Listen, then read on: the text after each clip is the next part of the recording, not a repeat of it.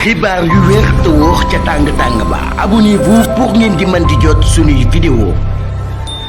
mbégte ak bànneex la ñu am ci ànd bi ak Buzz 221 HD ni ñu koy defee saa su ne rek di leen indil ay xibaar la ca gën a fees. premier ministre bu Sénégal gën naa dëggal boppam ca pencum ndeyu réew ma waaye itam wax ak li nga xam ne nag moom moo di askanu Sénégal fan la jëmee réew mi la di réewum Sénégal waaye itam ci noonee wax na ci loi d'amnistie bi nga xam ne nag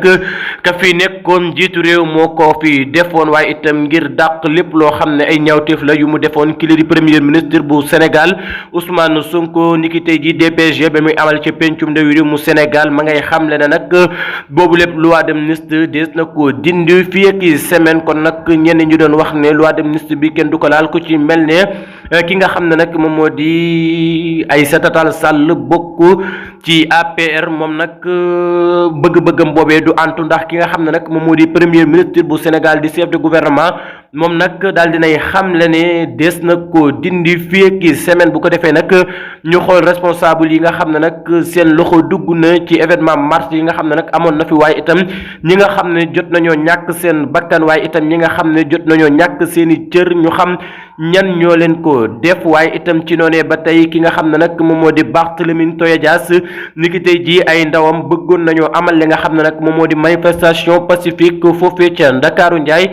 kii nga xam ne nag moom moo di préfet bu Dakar daal dinay dakkal mbir mu ni mel ana lan moo ko waral kenn xamagul waaye itam ki nga xam ne moom moo di préfet bu Dakar dakkal na li nga xam ne nag moom moo di manifestation pacifique bi nga xam ne nag